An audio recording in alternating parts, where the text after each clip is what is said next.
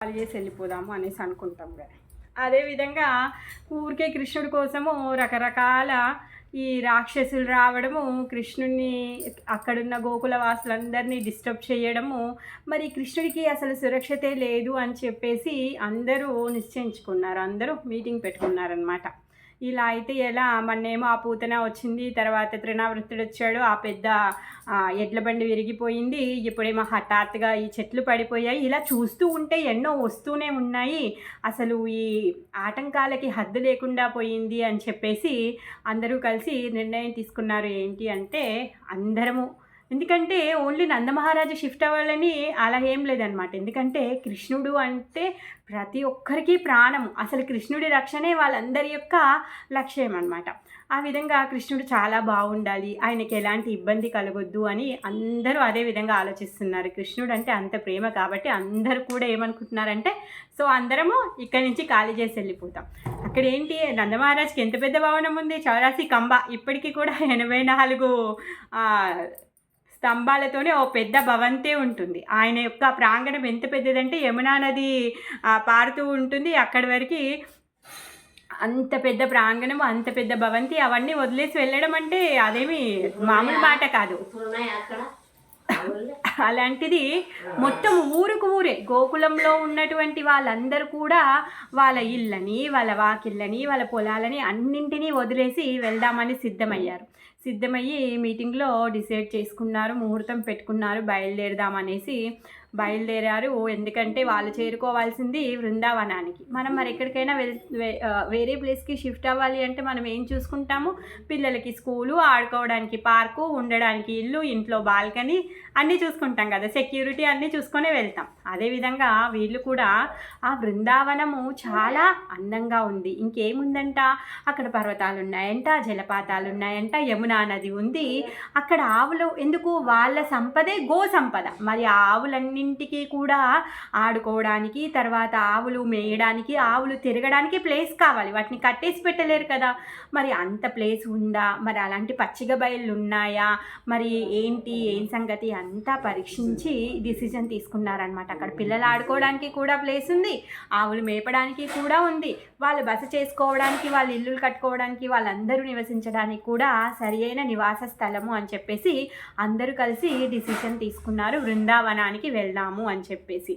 మరి ఈ బృందావనానికి వెళ్తుంటే మరి అందరూ వెళ్తున్నారు, వాళ్ళ యొక్క సంపదేమో అంతా ఇంత కాదు.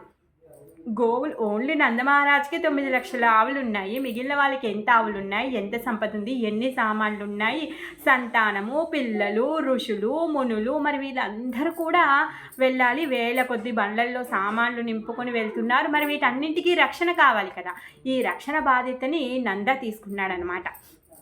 నందన ఎవరు, నందమహారాజు యొక్క చిన్న తమ్ముడు అనమాట. ఆ విధంగా వీళ్ళందరూ కలిసి వెళ్తున్నారు. మనం నిన్న చెప్పుకున్నాము. ప్రభుపాదుల వారికి ప్రణామాలు చెప్పి ముందుకు వెళ్దాం.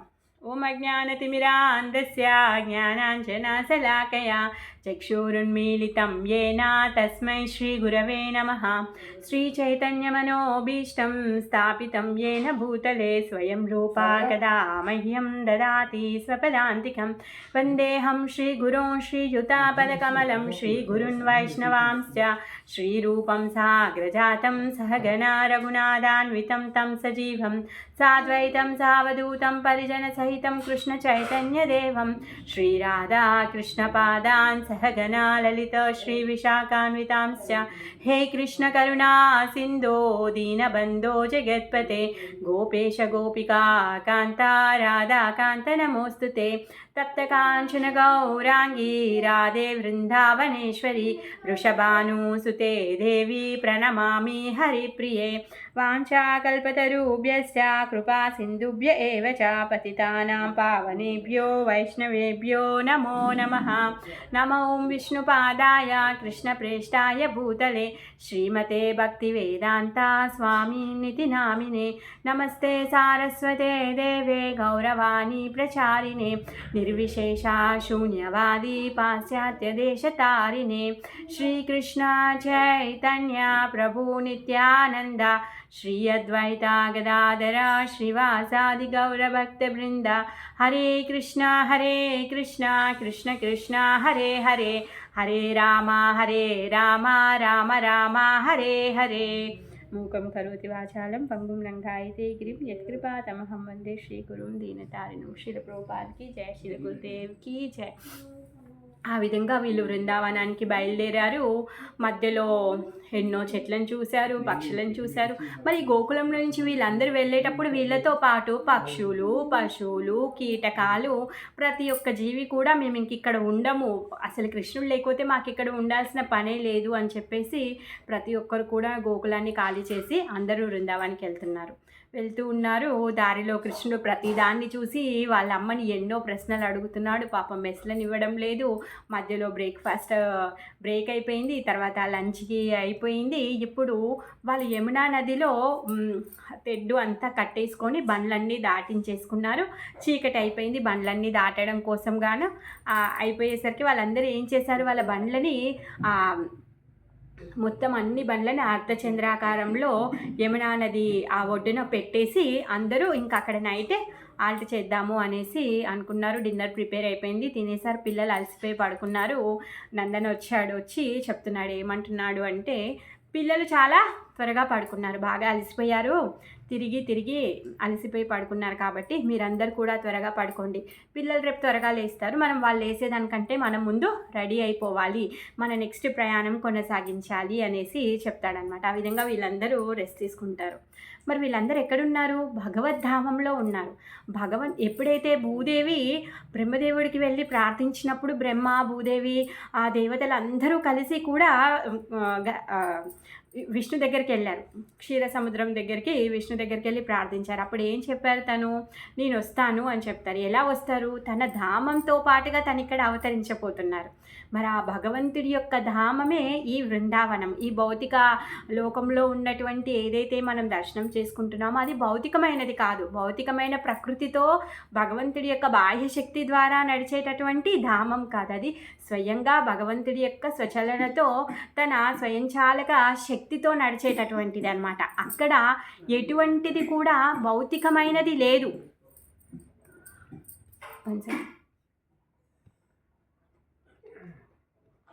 అయితే అక్కడ ఎటువంటిది కూడా భౌతికమైంది లేదనమాట. అన్నీ ఆధ్యాత్మికమైంది, అన్నీ చిన్మయమైంది. చిన్మయము అంటే దాంట్లో ఏది క్షీణించడం అనేది జరగదు, క్షీణించుట అనేది ఉండదు. ఈ భౌతిక ప్రపంచంలో ఉన్న వాటికి మాత్రమే అవి పుడతాయి, పెరుగుతాయి, తర్వాత పిల్లల్ని కంటాయి, లేకపోతే క్షీణిస్తాయి, వృద్ధాపం వస్తుంది, మరణిస్తారు. మామూలుగా జంతువులు కానీ మనుషులు కానీ. మరి చెట్లు, చేమలు అవన్నీ కూడా అవి పుడతాయి, పెరుగుతాయి, తర్వాత క్షీణించిపోతాయి. వాటిలో మార్పు అనేది ఉంటుంది. కానీ భగవంతుడి యొక్క ధామంలో మార్పు అనేది ఉండదు, చిన్మయత్వంతో ఉంటాయి.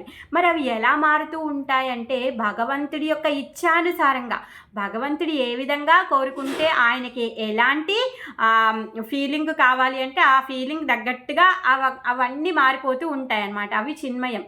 అయితే అక్కడ ఉన్నటువంటి ప్రతి ఒక్కటి కూడా, అంటే గడ్డి కావచ్చు, ఇసుక రేణు కావచ్చు, ఏదైనా సరే అన్నీ కూడా వ్యక్తిత్వాన్ని కలిగి ఉంటాయి.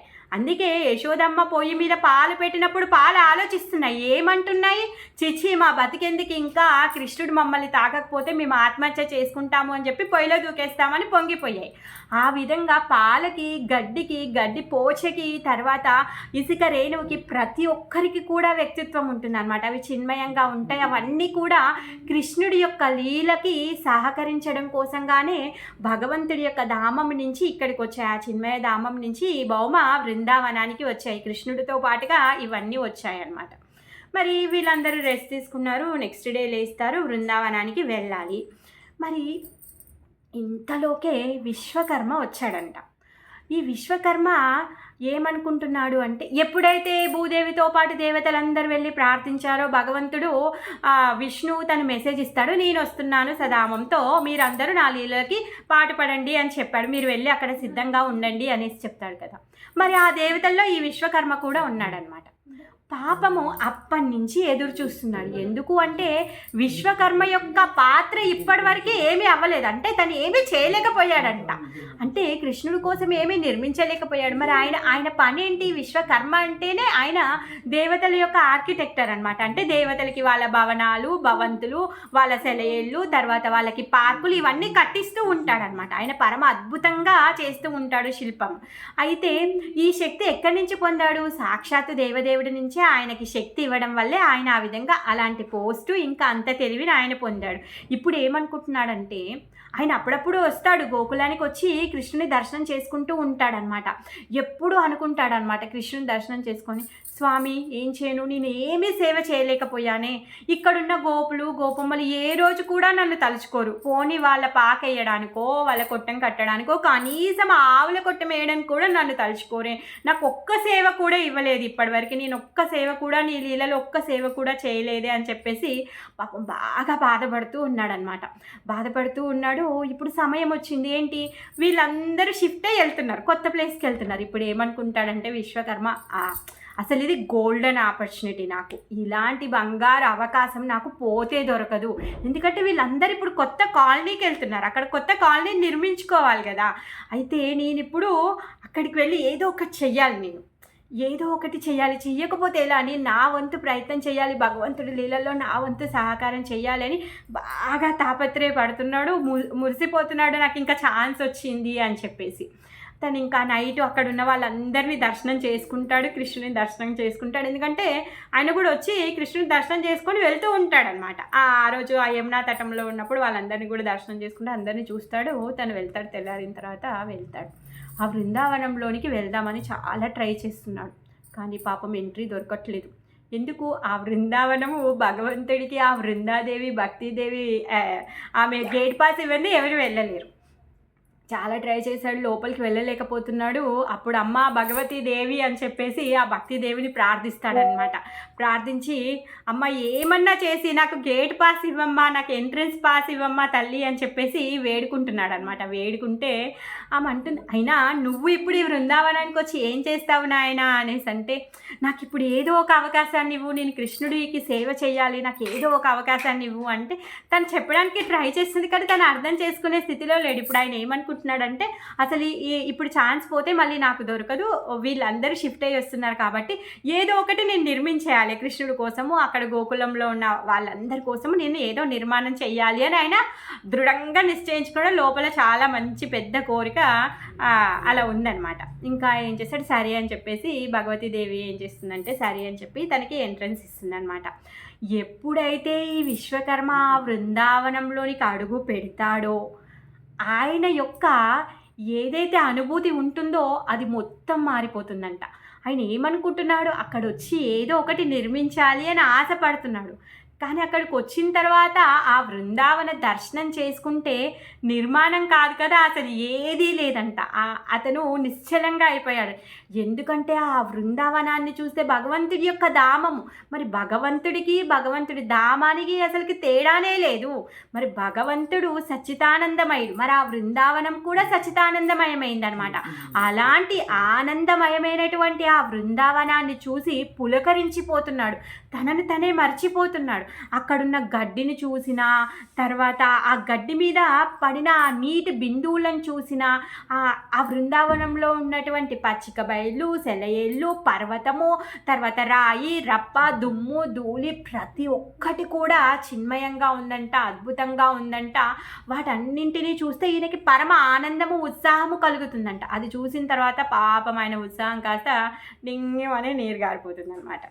ఎందుకు? ఆయన ఏదో ఒకటి చెయ్యాలనేసి అనుకున్నాడు. ఆడికి చూసిన తర్వాత, అక్కడికి వచ్చి చూసిన తర్వాత ఆయనకి అసలు నేను చేసేది ఏమీ లేదు, ఇక్కడ నేను చేయదగ్గది అసలు ఏమీ లేదు, నాకు అసలు ఏమీ చెయ్యడం కూడా రాదు అని ఫిక్స్ అయిపోయాడు. అంటే నేనేమి చెయ్యలేను, స్వయంగా భగవంతుడే ఆయన లీల కోసం అన్ని ఏర్పాట్లు చేసేసుకున్నాడు, నేను చేసేది ఏం లేదు. ఆయన ఏమనుకుంటున్నాడు, నేను చాలా మంచిగా నిర్మాణం చేస్తాను కాబట్టి నేను భగవంతుడికి ఏదో నిర్మించి ఇవ్వాలి అనేసి అనుకున్నాడు. కాకపోతే నేను చేసేది ఏమీ లేదు అనేసి తనకి అర్థమైపోతుంది. అర్థమైపోయిన తర్వాత తను ఇంకా అక్కడ వచ్చి చూస్తుంటాడనమాట. ఆ దూరం నుంచి ఒక పర్వతం, చిన్న పర్వతం కనిపిస్తుంది అనమాట. ఆ పర్వతం మీద నందీశ్వరుడు కూర్చొని ఉన్నాడు. మరి ఈ నందీశ్వరుడు ఏం చేస్తున్నాడంట, ఈ విశ్వకర్మ నందీశ్వరుని గుర్తుపట్టి నెమ్మదిగా వెళ్తాడనమాట. పర్వతం పైకి వెళ్తాడు. వెళ్ళి నందీశ్వరుడికి ప్రణామాలు చెప్తాడు. ప్రణామం నందీశ్వర, నువ్వు ఇక్కడ ఎందుకున్నావు అనేసి అడుగుతాడంట. అప్పుడు నందీశ్వరుడు లేచి చూసి, అయ్యో నువ్వెందుకు వచ్చావు, ఇప్పుడు నా స్థలం నీకు కావాలా, నా సీటుని నీకు ఇవ్వను, సారీ అనేసి చెప్తాడంట. అది కాదు, నువ్వేం చేస్తున్నావు ఇక్కడ అనేసి, ఇక్కడేం చేస్తున్నావు, అసలు ఏం చేస్తున్నావు అనేసి చాలా ఉత్సాహంతో అడుగుతున్నాడనమాట. అడిగితే అప్పుడు నందీశ్వరుడు చెప్తాడనమాట, నువ్వు ఇక్కడికి ఎందుకు వచ్చావు, ఎలా వచ్చావు అని అడుగుతాడనమాట. అడిగితే అప్పుడు ఒకరోజు నా స్వామి, ఎవరు, శివుడు, ఒకరోజు నా స్వామి తను జపం చేస్తూ చేస్తూ చేస్తూ డింగుమని లేసి ఎలా దూకేస్తున్నాడంటే అసలు పరవశించి చాలా నృత్యం చేసేస్తున్నాడు. పిచ్చివాడిలాగా, ఉన్మాదిలాగా నృత్యం చేస్తున్నాడంట.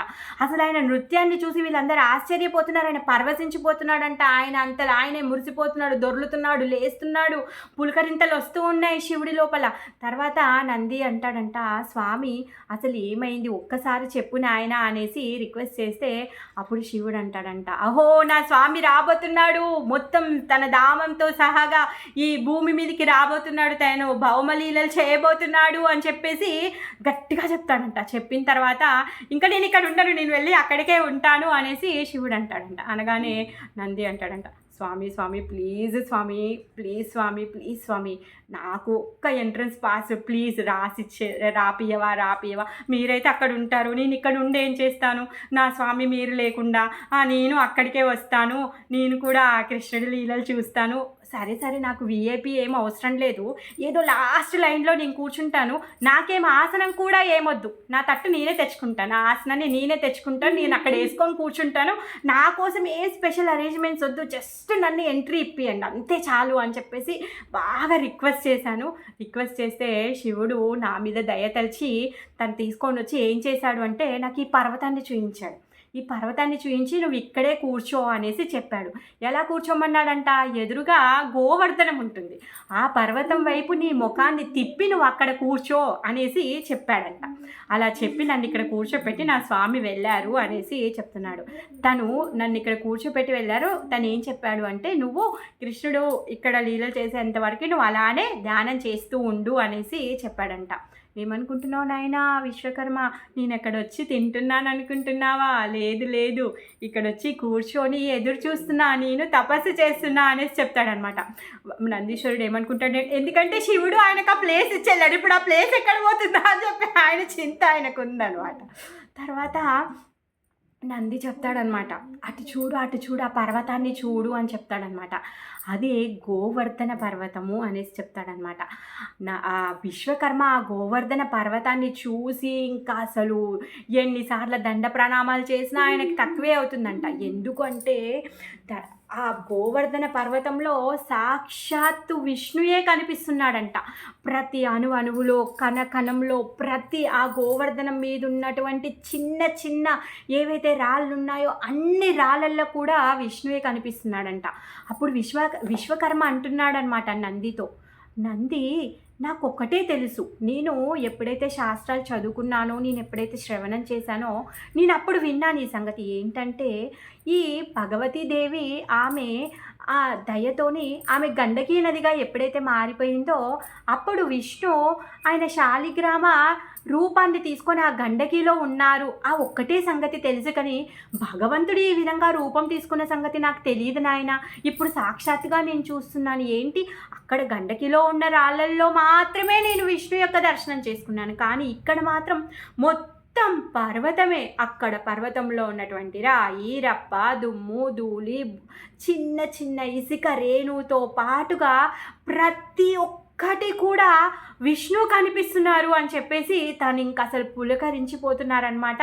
ఇంకా అప్పుడు అనుకుంటారు, అయ్యి నేనేం చేయగలుగుతాను, కనీసం నాకు ఈ దర్శన భాగ్యం కలిగింది అని చెప్పేసి తను మురిసిపోతున్నారు, పరవశించిపోతున్నారు, తన్మయత్వంలోకి వెళ్ళిపోతున్నారు అనమాట. అప్పుడు ఇంకా నందితో అంటాడనమాట, నేను నైట్ ఏం చూశాను, వాళ్ళందరూ గోకులవాసులు అందరూ వస్తూ ఉంటే వాళ్ళందరూ అర్ధచంద్రాకారంలో ఈ బండ్లన్నీ పార్కింగ్ చేసుకొని ఆ బండ్ల చుట్టూ ఏవి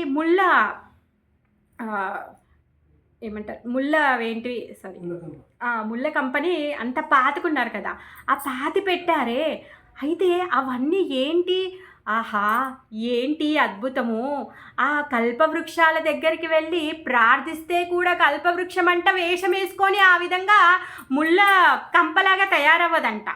అలాంటిది భగవంతుడి యొక్క చింతామణి ధామంలో ఉన్నటువంటి ఏవైతే చిన్మయత్వంగా ఉన్నాయో ఇవన్నీ కూడా భగవంతుడి యొక్క లీల కోసము, ఆయన యొక్క సంతోషం కోసము ఏ విధంగా అంటే ఆ విధంగా మారిపోతున్నాయి. ఆహా అసలు ఏంటి పరమ ఆశ్చర్యకరము, పరమ ఆనందకరమైనటువంటి ఇవన్నీ చూసి నేను తరించిపోయాను అనేసి విశ్వకర్మ చెప్తున్నాడు అనమాట. అలా చూస్తే అటు చూడు నంది చెప్తాడంట, అవునా సరే అటు చూడు అనేసి అటు చెప్తాడంట. అటు చూస్తే బ్రహ్మదేవుడు అక్కడ కూర్చొని, చతుర్ముఖ బ్రహ్మ కూర్చొని జపం చేస్తున్నాడంట.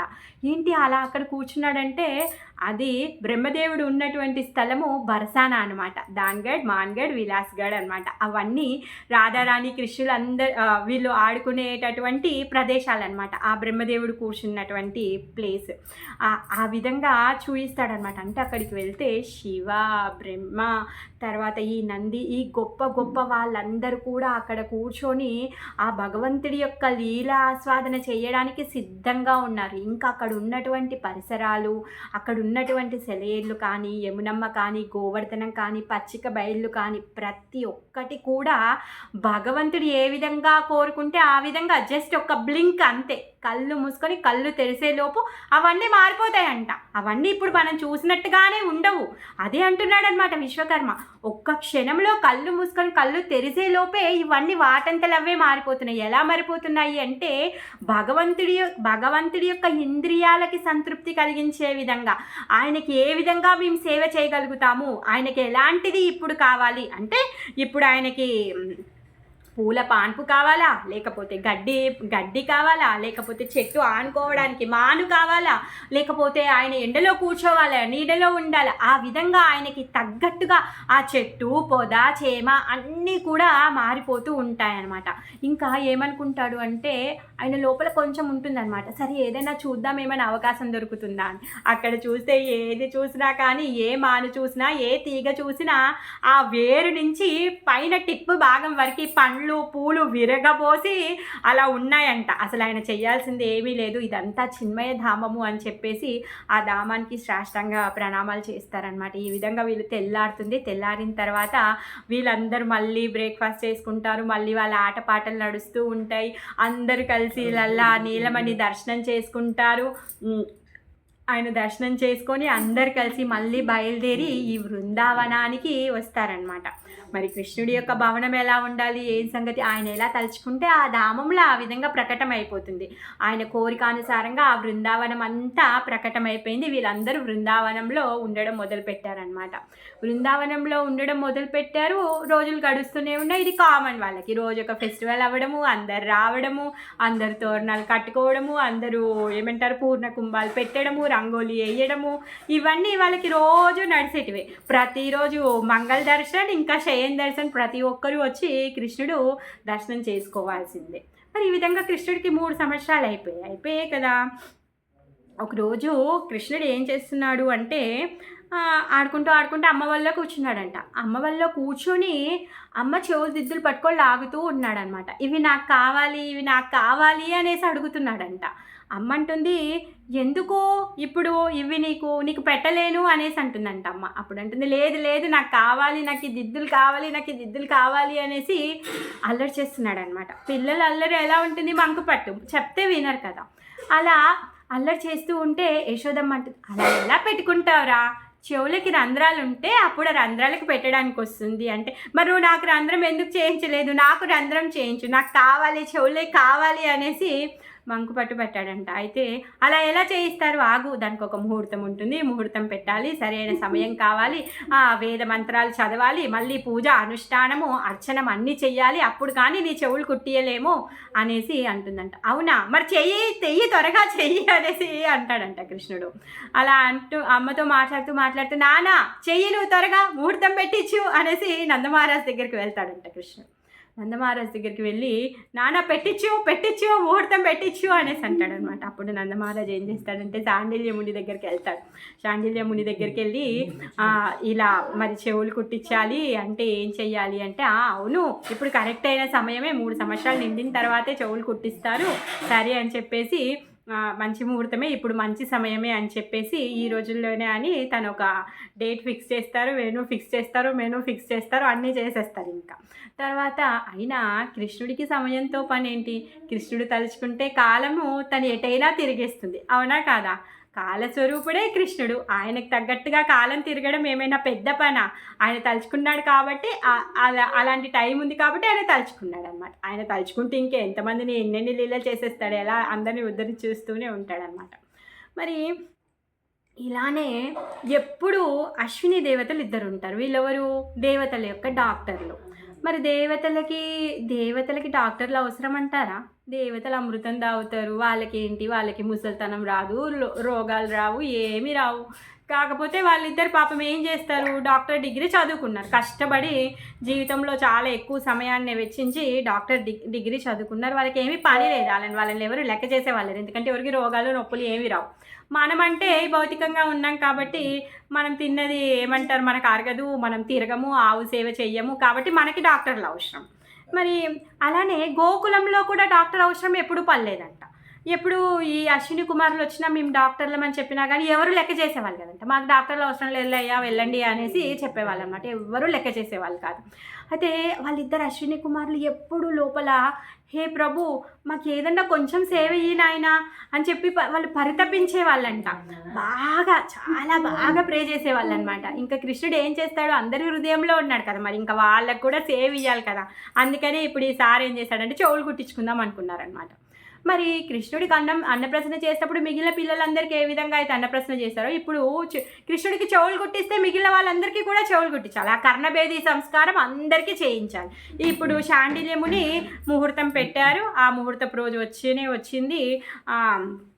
స్వర్ణకారుడు వచ్చాడు, ఒక మెత్తటి ఈ వెండి సూది చేసుకొని వచ్చాడంట. వచ్చిన తర్వాత గణపతి పూజ చేశారు, వరుణ పూజ చేశారు, తర్వాత నవగ్రహ పూజ చేశారు, అనుష్ఠానం చేశారు, అర్చన చేశారు, ఉద్యాపన చేశారు. అన్నీ చేసిన తర్వాత ఆ సూదికి పూజ చేశాడంట.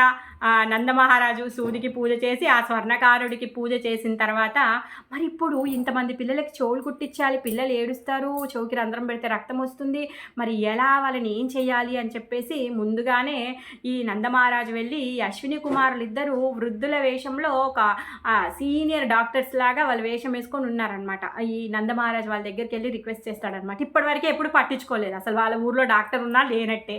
మరి వాళ్ళిద్దరిని తీసుకొచ్చి మీరు రండి, ఇప్పుడు మీ అవసరం మాకు ఎంతైనా ఉంది అని చెప్పేసి వాళ్ళిద్దరిని రిక్వెస్ట్ చేసి వాళ్ళిద్దరిని తీసుకొని వస్తారనమాట. ఈ స్వర్ణకారుడు కూడా ఏం చేస్తాడంటే ఒక మైనాన్ని, రంగు కలిపిన మైనం తీసుకొని వచ్చి మరి అందరికీ చెవులు కుట్టాలి కదా, మరి అందరికీ ఫస్ట్ డాట్ పాయింట్ పెట్టాలి.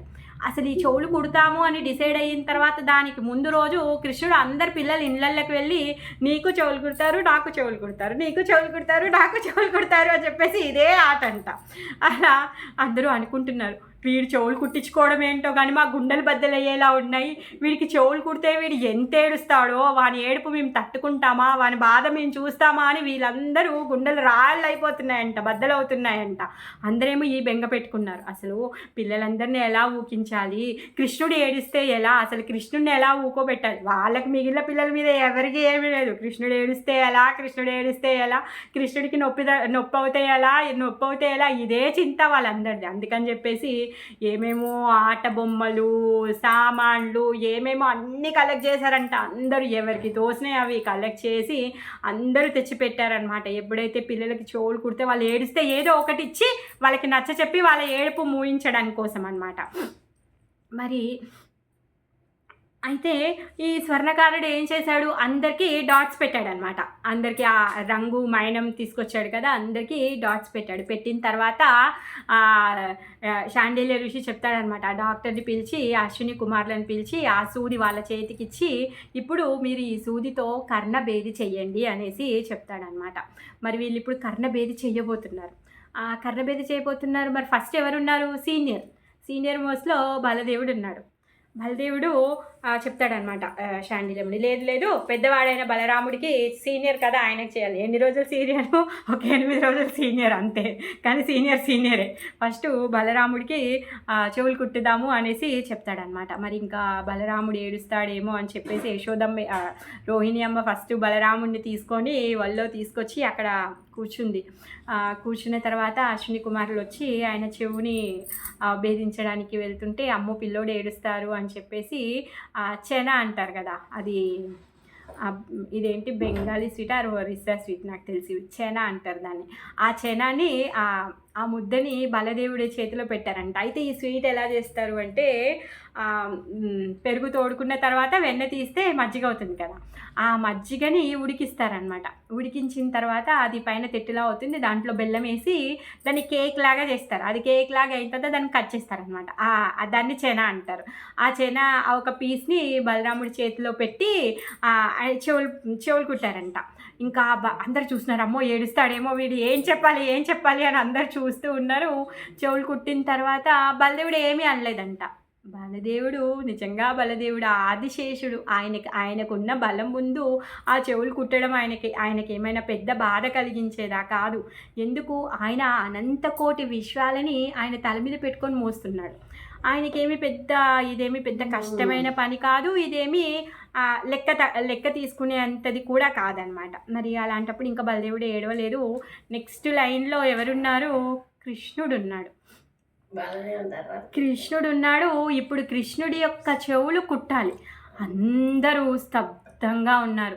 అమ్మో కృష్ణుడి చెవులు కుడితే రక్తం వస్తుందా, ఏడుస్తాడా, తట్టుకుంటాడా, ఏమైపోతాడు, మరి వాడిని ఊకోపెట్టడం కోసం ఏమి ఇవ్వాలి, ఏం చెయ్యాలి అని చెప్పేసి ప్రతి ఒక్కరు కూడా అలానే ఉన్నారనమాట. ఇప్పుడు వాడు ఏడిస్తే వీళ్ళు కళ్ళు మూసుకుంటారో చెవులు మూసుకుంటారో, ఎవరెవరు కళ్ళు తిరిగి పడిపోతారో ఏమీ తెలియదు ఇంకా.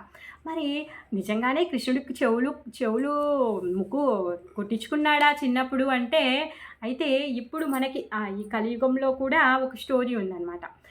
ఒరిస్సా దగ్గర సాక్షి గోపాల్ అనేసి ఒక విగ్రహం ఉంటుంది. మనం ఎప్పుడైతే పూరికి వెళ్తామో అప్పుడు దర్శనానికి వెళ్ళొచ్చు అక్కడికి. అయితే ఆ సాక్షి గోపాల్ ఉన్నటువంటి ప్లేస్లో ఒక రాజు ఉంటారు. ఆ రాజు కొత్తగా పెళ్ళవుతుందన్నమాట, పురుషోత్తం దేవ్. ఆ పురుషోత్తం దేవ్ పెళ్ళయిన తర్వాత ఆయన భార్యను తీసుకొని ఫస్ట్ విజిట్ పద్మావతి, వాళ్ళిద్దరు కలిసి గుడికి వస్తారనమాట. సాక్షి గోపాల్ గుడికి వస్తారు. అక్కడికి వచ్చిన తర్వాత సాక్షి గోపాల్ యొక్క రూపాన్ని చూసి ఆ పద్మావతి అంట చాలా మురిసిపోయిందంట. ఆహా అసలు కృష్ణుడు ఎంత అందంగా ఉన్నాడు అని చెప్పేసి తను మురిసిపోయి తను ఏమనుకుంటుందంటే, ఆమెకి ముక్కుకి ఒక రింగ్ ఉంటుందన్నమాట, నోస్ రింగ్ ఉంటుంది, అది రత్నాలతో చేయబడిందంట.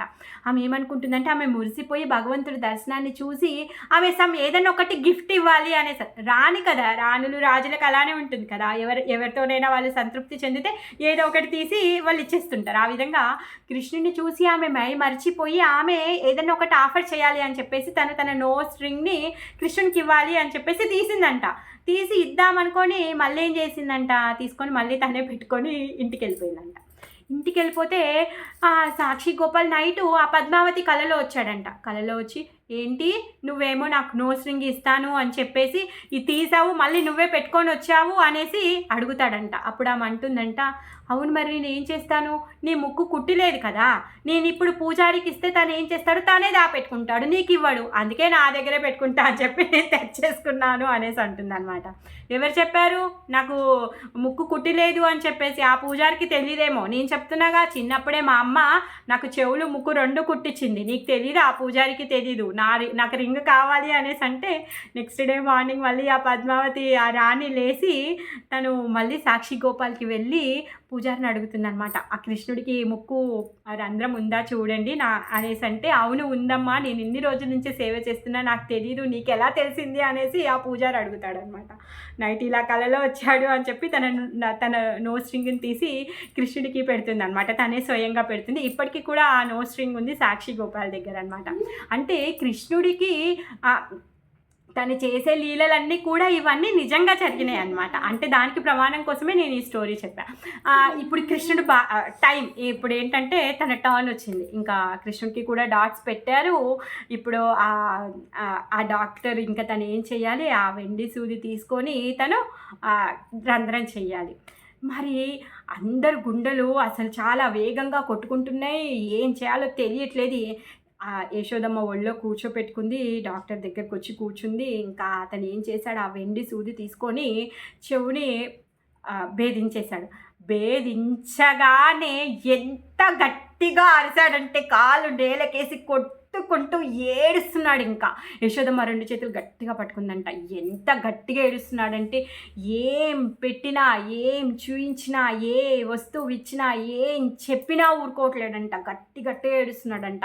అసలు కృష్ణుడు ఏడుస్తుంటే అసలు తను ఎలా మానుకుంటాడు అని చెప్పేసి కొంతమంది మూర్ఛపోయారంట, కొంతమంది చెవులు మూసుకున్నారంట, కొంతమంది కళ్ళు మూసుకున్నారు. వాళ్ళు ఏం చేయాలో తెలియట్లేదు. వాళ్ళు కొంతమంది స్తబ్దంగా అలానే అయిపోయారంట. అయ్యో కృష్ణుడికి ఎంత బాధ కలిగిందే, ఏంటి ఆవేదన అని చెప్పేసి పాపము ఎక్కెక్కి ఏడుస్తున్నాడు లోపల నుంచి. ఇంకా అందరూ చూసి బాగా బాధపడుతున్నారనమాట. యశోదమ్మ ఏం చెప్పినా వినట్లేడు. నెక్స్ట్ ఈ కృష్ణుడి కంటే ఇంకా 2 నెలలు చిన్నవాడు స్తోక. ఈ స్తోకకి చెవులు కుట్టాలి. నెక్స్ట్ లైన్లో స్తోక ఉన్నాడనమాట. అయితే అప్పుడు యశోదమ్మ అంటుందన్నమాట, చూడు నువ్వు ఏడుస్తే అందరు ఏడుస్తున్నారు, నీకంటే చిన్నవాడు, వాడు నీ కోసం ఏడుస్తున్నాడు, ఇప్పుడు వాడు కుట్టించుకోవాలి, మరి వాడు ఎట్లా ఇంతసేపు ఏడుస్తున్నాడు కదా, వాడికి బాధ అవ్వదా అనేసి యశోదమ్మ అంటుందంట.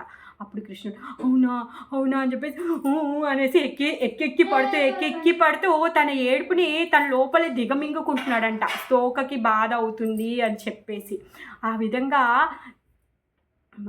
ఇంత అనంతకోటి జీవాలందరూ కష్టాలు వస్తే ఎవరి దగ్గరికి వెళ్తాము? భగవంతుడి దగ్గరికి వెళ్తాము. హే ప్రభు, హే హరి అని చెప్పేసి మనం ఆయనను ప్రార్థిస్తాము. మన దుఃఖాలన్నింటినీ హరించేవాడు ఆ హరియే కాబట్టి. మరి ఇప్పుడు ఆయనే పాపము చెవులు కుట్టించుకొని నొప్పితో ఉన్నాడు. ఆయన ఎవరికి చెప్పుకోవాలి? ఆ విధంగా స్తోకకి బాధ అవుతుంది అని చెప్పేసి తన బాధని దిగమింగుకున్నాడు అనమాట. అంటే భగవంతుడు ఎప్పుడూ భక్తులని కరుణించడానికి, భక్తులకి ఆనందం కలిగించడానికి, భక్తుల పట్ల తన కరుణని చూపించి తన కరుణని తన ఆదాన ప్రదాన్ని పంచడానికి సిద్ధంగా ఉంటాడనమాట. అలాంటి పరమ కరుణామయ అయిన కృష్ణుడు ఇప్పుడు ఆ స్తోకకి తనకి కష్టం అవుతుంది అని చెప్పేసి తన ఏడుపుని తను దిగమింగుకున్నాడు అనమాట. ఆ విధంగా అందరి పిల్లలకి కర్ణభేది అయిపోయిందనమాట. ఈ విధంగా కృష్ణుడి యొక్క కర్ణభేది సంస్కారం కూడా అయిపోయింది. దీంతో మళ్ళీ రేపు ఇంకో సంస్కారంతో లేకపోతే ఇంకో లీలతో కలుసుకుందాం. హరే కృష్ణ. ఎవరికైనా ఏమైనా యాడ్ చేయాలంటే చేయండి. మాతాజీ. హరే కృష్ణ. సాక్షి గోపాలుడు అంటే రాధామాత దగ్గరికి వెళ్తుంటే ఉన్నది మాతాజీ, మనం ఎత్తుంటే